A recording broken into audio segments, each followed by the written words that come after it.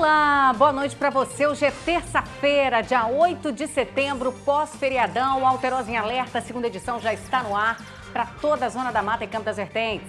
Desde já, muito obrigada pela sua companhia, pelo seu carinho, onde quer que você esteja, viu? Quero aproveitar e convidar você aí a participar com a gente pela internet, nas nossas redes sociais. Temos o nosso facebook.com/TV Alterosa Zona da Mata. Lembrando que estamos também no YouTube, é só você se inscrever no nosso canal. Quer ficar bem informado? Então fique comigo. Moradores de um prédio no bairro Jardim dos Alfineiros, em Juiz de Fora, vivem um drama há 4 anos e 7 meses. O imóvel foi condenado pela Defesa Civil no dia 31 de janeiro de 2016 por conta de rachaduras na estrutura. Uma decisão da Justiça determinou que o prédio fosse demolido, mas ele continua de pé e com risco de cair. Fábio morava no primeiro andar. Ele comprou o apartamento ainda na planta para viver com a esposa e as 2 filhas. Depois de 2 anos no local, as primeiras rachaduras começaram a aparecer. No primeiro momento teve uma rachadura no prédio, a gente acionou a Defesa Civil, ela veio e verificou. A princípio não teria risco. Passado um tempo, aumentou essas rachaduras, acionamos novamente a Defesa Civil e ela fez um laudo, pediu que a construtora fizesse um reforço na estrutura, foi reforçado, não cumpriram com todas as determinações. Depois de um tempo, quando um morador mudou para o prédio, ele estava fazendo a montagem dos seus móveis, o prédio deu um estalo muito forte, as janelas amassaram, né, a trinca foi da parede até o chão, o pessoal começou a correria e começou a evacuar. Isso foi um desespero, pessoas correndo, jogando trouxa de roupa pela janela, com corre-corre, chama vizinho, chama parente para ajudar. Foi um desespero, um caos danado. E, inclusive a gente perdeu algumas coisas que foi assaltado, né? Teve pessoas que entraram no prédio e roubaram algumas coisas de vários proprietários. O prédio fica no bairro Jardim dos Alfineiros, na zona norte de Juiz de Fora, e foi condenado pela Defesa Civil a mais de 4 anos, em janeiro de 2016. O imóvel possui 16 apartamentos, 11 estavam ocupados. De acordo com o laudo da Defesa Civil na época, a construção apresentava rachaduras e estava com a estrutura comprometida. O prédio poderia cair a qualquer momento. Os moradores precisaram sair às pressas. Mas já existia um problema anterior. O prédio começou a ser habitado sem que a certidão de habite-se fosse emitida pela prefeitura. O documento comprovaria que o empreendimento foi construído seguindo as exigências legais. Sem ele, os moradores não poderiam iniciar o uso do imóvel. Por determinação judicial, a responsabilidade para a demolição do prédio foi atribuída à construtora Sanlus Domini Engenharia Limitada, que construiu o imóvel. O tempo passou e, como nada foi feito pela construtora por questões de segurança, em 2019, a prefeitura solicitou à Justiça autorização para a demolição do prédio. Mas, meses depois, o município informou que uma demolição custaria R$500 mil aos cofres públicos, valor que a administração não teria. No início do ano, os moradores do bairro realizaram uma reunião com a Comissão de Cidadania, Urbanismo e Meio Ambiente da Câmara de Vereadores para cobrar uma resposta por parte da Prefeitura. Já se passaram 7 meses e nada, o prédio ainda está de pé. Eles pedem para que o prédio seja demolido antes que ele desmorone, para garantir a segurança dos imóveis do entorno. Segundo os moradores, o local também atrai usuários de drogas e pessoas que furtam as escoras de sustentação da estrutura. Já se passaram 7 meses da reunião com a Câmara e nada foi feito. Atualmente, nós temos um abaixo-assinado aqui no bairro, justamente pedindo aos moradores o máximo possível de assinaturas, cobrando a resposta. O que nós queremos, Laís, é uma solução. Nós queremos uma solução para esse que é um dos maiores problemas que nós temos aqui no nosso bairro. O advogado dos antigos moradores do prédio afirma que a empresa construtora do imóvel alega não ser responsável pelos problemas estruturais e que eles se deram por eventos naturais e por supostas obras que teriam sido realizadas pelos então proprietários. Mas o advogado considera essas argumentações falsas. A gente está pedindo o ressarcimento dos valores que eles efetivamente pagaram para a aquisição do apartamento, uma indenização por danos morais e no decorrer do processo, quando o prédio começou a cair, o juiz também determinou que a construtora pagasse o aluguel dos moradores, o que também não foi feito, a gente também está cobrando esse aluguel. A gente acredita que está chegando na fase final, em primeira instância, os prazos estão suspensos em função da situação da pandemia, da Covid-19, mas tão logo retorne, a gente acredita que a Justiça vai sentenciar, e a gente está esperançoso que a Justiça seja feita. Adonis também morou no prédio. Ele e a esposa juntaram dinheiro por 10 anos para comprar um apartamento. Depois da interdição do local, o casal precisou morar de favor na casa da sogra e vender o carro para refazer a vida. E a gente ainda teve sorte que a gente ainda tinha isso ainda. A gente ainda tinha um carro, a gente morou de favor na casa da minha sogra e muitos outros moradores aí não teve essa sorte, não teve essa condição e está pagando aluguel até hoje. Então isso eu acho um descaso mesmo com a gente.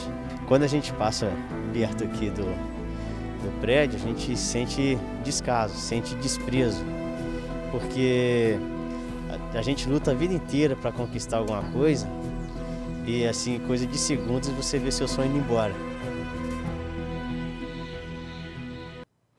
A Defesa Civil ela informou em nota que monitora o prédio e a situação da estrutura é estável.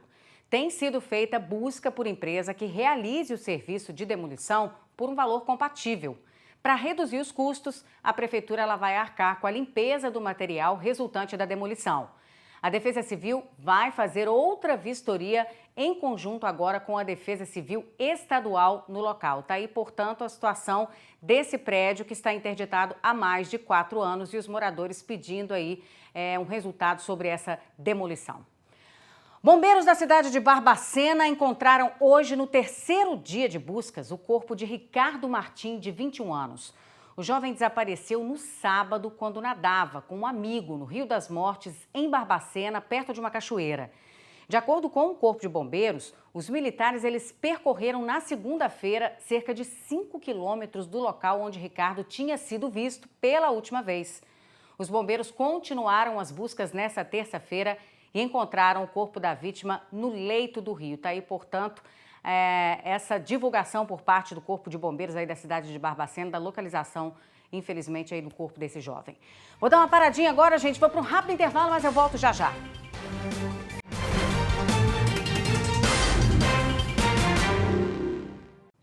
Já estou de volta com a Alterosa em Alerta, segunda edição para você. E olha só, gente, durante essa madrugada, um ônibus interestadual que saiu de Juiz de Fora para o estado do Espírito Santo foi alvo de uma abordagem da PM. Dentro do veículo, os militares localizaram 4 quilos de crack. Segundo a Polícia Militar, o ônibus saiu de Juiz de Fora com destino à Vitória, no Espírito Santo, quando foi parado no trevo de Raposo, na BR-356. Durante as buscas, a PM localizou 6 tabletes grandes de crack, totalizando 4 quilos. A droga estava escondida nos pertences de um homem de 27 anos. O suspeito informou que receberia R$1.000 para entregar a droga na cidade de Piúma. Ele foi preso em flagrante. Pois é, a ousadia da pessoa achar que vai cortar o estado, né? Sair de Juiz de Fora para Espírito Santo e não vai ser pego pela polícia. E olha só, na noite dessa segunda-feira, um casal foi preso pela Polícia Rodoviária Federal. Isso aconteceu, gente, na cidade de Leopoldina. O casal foi preso por porte ilegal de arma de fogo e receptação de veículo com queixa de roubo ou furto. Vamos ver. A pistola calibre 9mm e o revólver calibre 38 foram localizados dentro de um carro com placa do Rio de Janeiro. O veículo passava pelo posto da Polícia Rodoviária Federal em Leopoldina quando foi abordado. Ainda segundo a Polícia Rodoviária Federal, o motor do carro era roubado. Ele foi levado para o pátio da Polícia Civil, onde vai passar por perícia, para avaliação de outros possíveis sinais de adulteração. O carro era conduzido por um rapaz de 25 anos. No carona, uma mulher de 23. Os dois foram levados para a delegacia por porte ilegal de arma de fogo. De acordo com a PRF, o suspeito informou que foi contratado para entregar as armas em Leopoldina, mas não soube afirmar quem iria receber o material. Vamos dar um pouquinho de assunto, gente. Pessoal, olha só. Eu sei que esse momento que estamos vivendo não tem sido fácil para ninguém, né? Tem afetado a saúde mental de todos nós. Imagine então um lugar onde você encontra uma equipe especializada para te ajudar 24 horas por dia. Eu estou falando do Hospital Vila Verde Saúde Mental. Além de ser o único de Minas e a estar entre os 4 do país com certificação de qualidade da ONA, é o único na região da Zona da Mata com pronto atendimento psiquiátrico 24 horas e ainda aceita mais de 20 convênios e planos de saúde. Lá você encontra assistência em saúde mental e acolhimento para transtornos psíquicos de toda a natureza, incluindo transtornos relacionados ao uso abusivo de álcool e outras drogas. O Vila Verde fica aqui em Juiz de Fora, próximo à represa do bairro São Pedro, bem pertinho de você. E para quem vem de outra cidade, possui aí o acesso facilitado pela BR-040. Saiba mais, acesse o site que está aqui na tela e conheça, além do hospital, todas as unidades que a rede de serviços Vila Verde possui. O Hospital Vila Verde Saúde Mental está de braços abertos para te ajudar. Você será recebido com um atendimento humanizado e, principalmente, com muito respeito e carinho. Não hesite. Ligue agora para 3215-5525. 3215-5525. Confie no hospital que tem vocação em cuidar. É só você entrar em contato. E olha só, foi marcada para amanhã, às 9 horas da manhã, uma reunião entre representantes dos motoristas de vans e a Secretaria de Transporte e Trânsito. O Sindicato dos Transportadores Escolares de Juiz de Fora e região, eles buscam a regulamentação das vans como transporte alternativo na cidade. Na última sexta-feira, nós inclusive mostramos aqui no Alerta, os profissionais do transporte escolar fizeram uma manifestação em frente à Câmara Municipal, pedindo que os vereadores apoiassem as reivindicações da categoria. Segundo a Procuradoria-Geral do município, os representantes dos motoristas vão protocolar um documento jurídico para a avaliação, solicitando a inclusão do serviço de transporte público no município. Neste protocolo constam documentos que comprovam a utilização das vans em outros municípios mineiros. A Setra informou que, atualmente, Juiz de Fora não tem edital de licitação aberto, nem em andamento para o transporte coletivo urbano, nem para a liberação de vans escolares para este fim. Eu vou dar uma paradinha agora, eu vou para um rápido intervalo comercial, mas eu volto ainda com muita informação. É rapidinho, não sai daí não.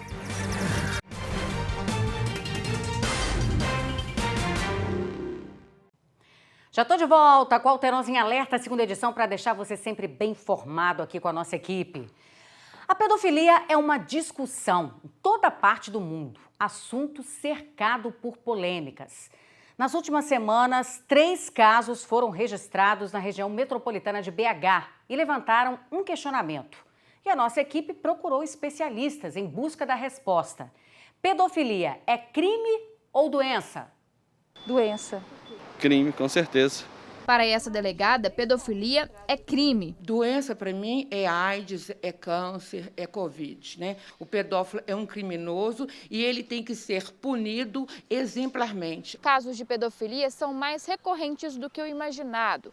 Segundo dados divulgados pela Polícia Civil de Minas Gerais, de janeiro a junho deste ano, 1.468 casos de estupro de vulnerável foram registrados no estado, 157 deles na capital. Nos últimos dias, 2 casos de pedofilia foram registrados na região metropolitana de Belo Horizonte. Em Vespasiano, 2 homens foram presos por suspeita de abusar de uma menina de 11 anos de idade. O outro caso foi registrado essa semana em Ribeirão das Neves. Um idoso de 70 anos foi preso. Ele é o principal suspeito de abusar da neta da mulher dele, de apenas 11 anos. Esta psicóloga afirma que os pais devem estar atentos aos sinais físicos e, principalmente, os comportamentais que uma criança que está sofrendo abuso apresenta, além de conversar com os filhos sobre o tema. A criança, quando ela sofre algum tipo de abuso, ela sofre alguma ameaça, uma chantagem, ou até mesmo uma certa premiação por agradar aquele abusador, né? Então, os pais têm que ficar atentos a esse comportamento. Jaqueline é psiquiatra e vê a pedofilia como uma doença. Existe tratamento, tanto psicoterápico, como também medicamentoso. A gente fala que é uma castração química, a gente usa medicações para reduzir a libido dos pacientes. Mas muitas vezes não resolve, por quê?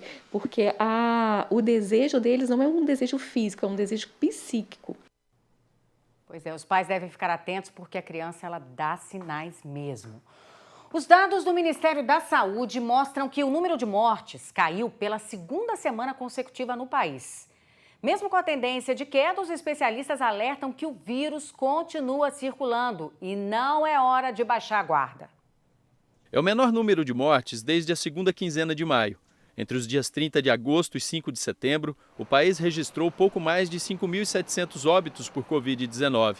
18% a menos do que há 2 semanas. Segundo o coordenador do Infogripe da Fundação Oswaldo Cruz, que monitora os casos da Covid no país, este resultado reflete a eficácia de medidas como o uso de máscaras, higienização e o avanço no tratamento de doentes internados. Mas apesar de mostrar um cenário positivo, a redução do número de mortes ainda depende de informações mais consolidadas. Os registros levam um tempo para serem inseridos nos bancos de dados. Então, sempre que a gente olha dados recentes, as últimas semanas, os últimos dias, a gente está olhando um dado ainda incompleto. A gente tem que ter um pouco de cautela em relação ao número bruto. Porém, tem também um lado positivo, que é o fato de que a gente tem sim observado uma diminuição, tanto no número de casos quanto no número de óbitos. Embora o resultado seja nacional, a redução dos óbitos varia de acordo com a região do país. As capitais já passaram pelo seu pior, né, já tiveram um pico muito forte, né, e já estão em queda, a maioria das capitais, mas no interior não. Muitas regiões do interior ainda estão indo ao pico, sequer chegaram ainda ao pico, né? E na região do sul, em particular, mesmo as capitais recém estão dando esses primeiros passos de queda, visto que contribui para que o país esteja finalmente em queda. O número de mortes é um dos elementos analisados pelas autoridades de saúde para definir políticas de combate à pandemia, como o ritmo de flexibilização das atividades. Mas para ter segurança, as medidas devem considerar a redução dos óbitos em períodos maiores, determinar a reabertura do comércio, praias e parques com base em dados recentes pode levar a um novo avanço dos casos e das mortes por Covid-19.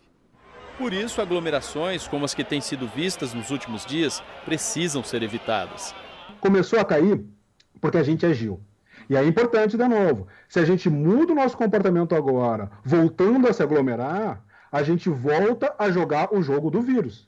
A gente volta a facilitar a transmissão e como o vírus ainda está presente, a gente pode chegar a um platô, ou seja, acabar com o período de queda e voltar a se estabilizar ainda em valores altos ou até, eventualmente, voltar a crescer. Quem já sofreu com a Covid sabe como o vírus é traiçoeiro. Jefferson ficou 7 dias internado em um hospital de campanha em São Paulo e viu 2 tias morrerem com a doença. Para ele, ainda é cedo para baixar a guarda. Pode contrair a doença e não sentir, ficar assintomático. E ela pode transmitir para 5, 10 pessoas e dessas 5, 10 pessoas, 1, 2, ter complicações e vir a falecer. Hoje você pode se divertir, vai lá para a praia, se diverte, bebe. Amanhã você pode não estar aqui ou aquelas pessoas que estavam lá do seu lado não estão mais e por irresponsabilidade sua. Pois é, a pandemia não acabou e as pessoas têm que continuar tomando todos os cuidados necessários. Bom, gente, eu estou indo embora. Obrigada pela sua companhia. Ótima terça-feira para você. Amanhã estou de volta no mesmo horário a partir das 7h15 da noite. Até lá. Tchau, tchau.